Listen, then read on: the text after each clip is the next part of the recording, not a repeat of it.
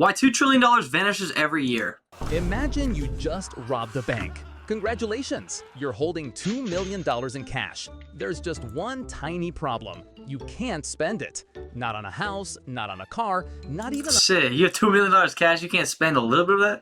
There's so much things you can spend cash on. I would go to the casino. That's the strat, bro. If you have cash, I don't know why people don't do this. Go fly to the Bahamas. Fly to the Bahamas. Just take 10,000 at a time. Walk up, get the chips, and then just gamble for like 6 hours. Have a lot of fun. You might make a little bit, you might lose a little bit, but at the end of the day, you walk out of the casino, and then you just like report, oh, I won this much at the casino, and you pay taxes on that. That's genius. Why don't people do that? Because like you're in the Bahamas, bro. The casinos don't care. They just want your money. They're not gonna investigate where you got the money. In the U.S., yeah, if you're in Vegas, they probably would. But you're in the Bahamas, you go to some random country in the Caribbean, easy money. on a really nice dinner. Because the second you try to buy anything significant, someone's going to ask, hey, where'd you bet all this money? And I found it is not going to cut it. This right here is the criminal's oldest headache. And the solution they came up with is so... Or, you know what you could do? Because I feel like $2 million, you only spend the cash on, like, necessities. Basically, you don't have to worry about anything that's a necessity for the rest of your life. You just, like, you pay your rent in cash, you pay your groceries in cash, you pay stuff like that in cash. Anything that you can pay in cash where it's not suspicious, you just pay in cash. I don't know. I feel like you could get away with it if you spread it out, because you just use that $2 million you have over, like, literally the next 40 years while you're living. And then you're saving the money you don't spend on those things, you're saving. So it kind of equals out. Dude, first of all, this weird lines, bro, my eyes are like, you never seen those illusion videos? My eyes are like, it makes like the wall look all blurry when I look at this for too long. clever, so brazen, and so widely used, it's almost beautiful. They call it money laundering. And today, we're going to find out exactly... Does laundering, the word laundering, does it actually come from like laundry when they used to put it in washing machines, or is that like some technical term? how it works. First, what even is dirty money? Before we talk about washing money, let's talk about why it's dirty in the first place. Dirty money is just money that came from illegal activity. Drug sales, fraud, corruption. Isn't it crazy how, like, I think there's some statistics. It's like 90% of like U.S. currency has like cocaine on it or like some sort of drug on it. That's like crazy. Like most U.S. currency has like trace amounts. Bribery, tax evasion, whatever it is, the government didn't get their cut, and you definitely don't want them finding out. The problem is that money leaves a trail. Every time money moves through a bank, an investment, a purchase, it leaves a footprint. And That's why you guys use cryptocurrency. investigators follow footprints. So the goal of money laundering is simple. Take money that screams, I'm from a crime, and turn it into money that whispers, I'm totally normal. Please don't look at me. That's it. That's the whole game. Money laundering has 3 classic stages. Stage 1, placement. This is the riskiest stage. You have a pile of physical cash and you need to get it into the financial system without anyone asking questions. Think about it. If you walk into a bank with a duffel bag containing $800,000 in small bills, the teller is going to have some questions. Possibly the FBI is also going to have some questions shortly after. So Okay, off topic, kind of. I love watching those videos where people, it's like one of the best versions of body cam videos where people are like bank frauding or bank scamming and they get caught. Because they always just have the most ridiculous excuses. They just be making like, I thought this was my ID. Maybe this is someone else's. This is not my ID. I don't know how I've been using this ID. What the heck? And they're impersonating someone, like, obviously. It's like a middle-aged like woman, and it's like the ID is like, oh, it's like an old man. I'm like, what do you mean?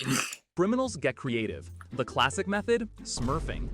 No, not Smurfing? the little blue guys. Smurfing is when you break your giant pile of cash into dozens of small deposits, each one carefully just under the amount that triggers automatic bank reporting.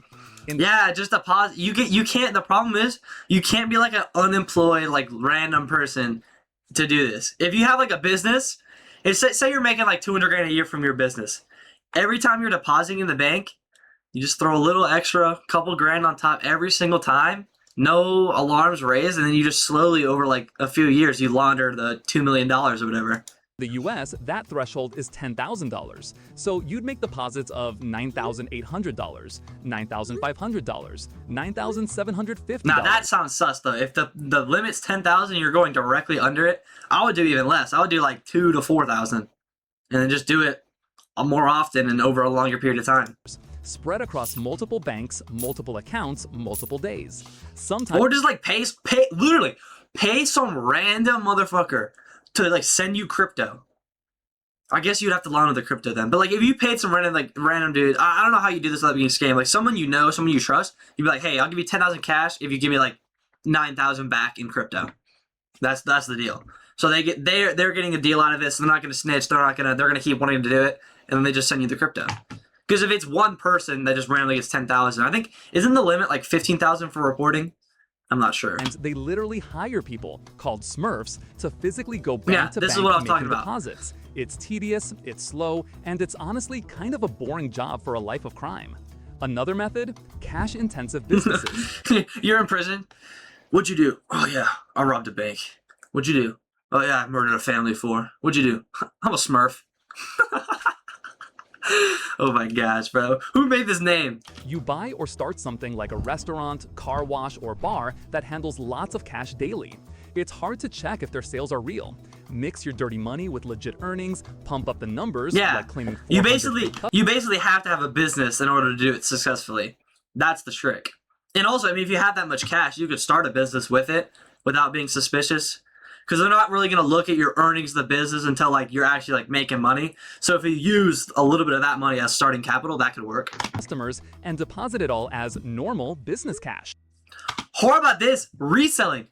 Bro, okay, this is like on a way smaller scale. Say if you like robbed like a store and you had like 20, 30 grand, something like that. I don't even know how much you get from robbing a store. You like go on Facebook Marketplace and you like buy like expensive, like off the top of my head, because what I buy on Facebook Marketplace is Legos. I buy like Lego sets because I like to collect Legos. Dude, you could just buy like 10 like super expensive, like I'm talking the sets that are like $1,000. Like you could buy Cloud Cities and then just like sell the Cloud Cities on eBay. The government asks where you get the money. Oh yeah, you know, I sold a Lego set. It's a super rare Lego set. The government doesn't know shit about Lego sets, I'm assuming. They're not gonna know. They'll be like, oh damn, you got an expensive Lego set. Stage 2, layering. Okay, the money's in the system. Now you need to make sure no one can trace it back to you. This is where it gets elegant, or ridiculous, depending on your perspective. The goal of layering is to move money around so many times through so many... That's the crypto strat. I mean, there was that one dude, I saw the video, I think it was a Joe Bart video. He did like $40 million he stole from crypto, or maybe even more. It could have been way more. But they just basically split it up. They split like the 40 million into like 100 different accounts, and then they just switched it. They would go from Bitcoin to Ethereum to stablecoin to Bitcoin to Ethereum, and they would just keep going back and forth, and it would just get all jumbled up, and then they would slowly consolidate it back into one single account. But that account got locked. There's still somewhere, there's this dude that stole his money that has like 40 million in this account, and the FBI is like watching the account, and if anything moves, they're just gonna like, I don't know, put him back in jail. I think he went to jail for a while. I don't know if he's out or not. Accounts across so many countries that investigators eventually give up. You're building a paper different trail countries. that That's goes smart nowhere too. on purpose. Wire money from Bank A in country 1 to a shell company in country 2, which loans it to another shell company in country 3. What country flag is that? It's like Britain, and then it's like squiggly lines and a palm tree. What is that a real country? Which It's got to be like an island country in the Caribbean. It in country 4, which sends dividends back to a personal account in country 1.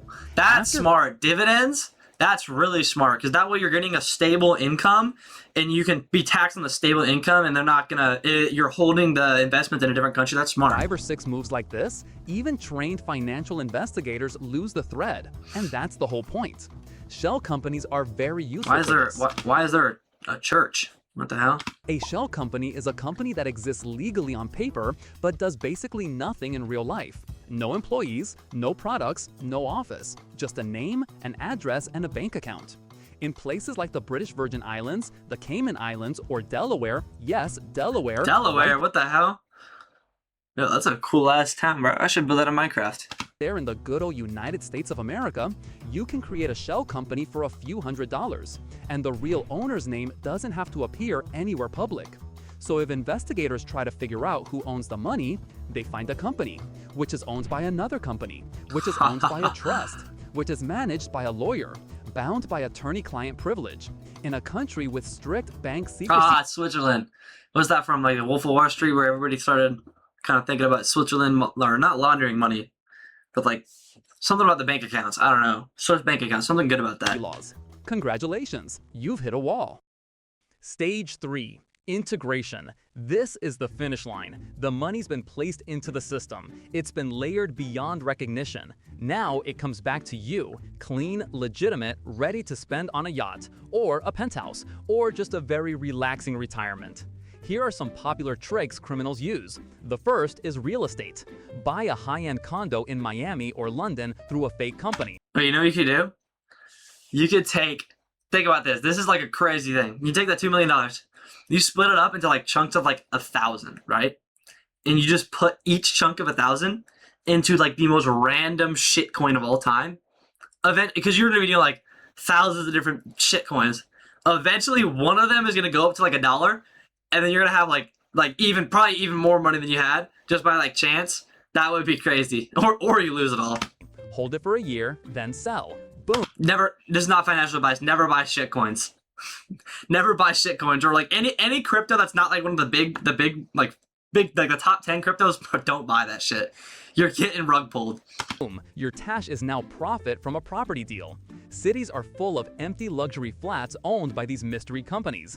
Bad for renters, great for crooks. Is that a real video? That looks like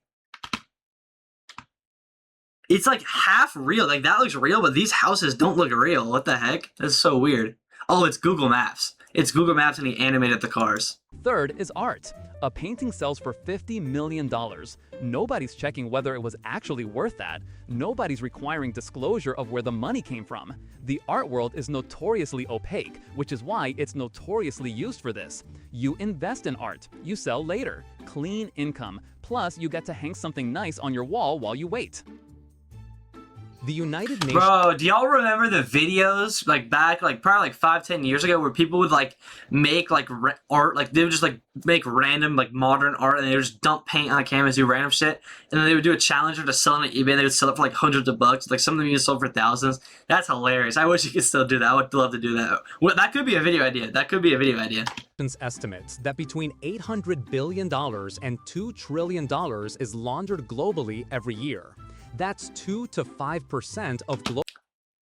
I don't think $2 trillion is laundering. I mean, I guess, yeah, crime is a big thing. Or it's not even like straight up like crime. It's just like, I don't even know. Just trying to avoid taxes is a lot of that too. Tax evasion is definitely the majority of that. Global GDP. Of all the That's 2 to 5% of the global GPT. Global GBD. What the fuck is that called? 2 to 5% of global GDP. GDP. Global domestic product. Hey, I'm not stupid. I know that one. Laundered every year. What teacher taught me that? Mr. Farrell. Shout out Mr. Farrell. Investigators successfully seize roughly 1%. 1%. Criminals are running a 99% success rate. If any other industry had a 99% success rate, we'd call it a miracle. In crime, they just call it Tuesday. Damn, they only find 1%, bro. And it's probably like the scum, bro. It's probably like the dudes that are laundering like $5,000 at like a local bank. That's the dudes they're catching. They're not. I don't think they're catching like the dudes with like millions. I mean, they are like every once in a while, but like there's probably tons of like multi-million-dollar laundering schemes that just nobody notices. Dude, that's a W video. Really good video by How Really. Sub to him. Shout out. I'm gonna like the video. I'm gonna sub. All right, y'all. W vid. On to the next one. Let's go.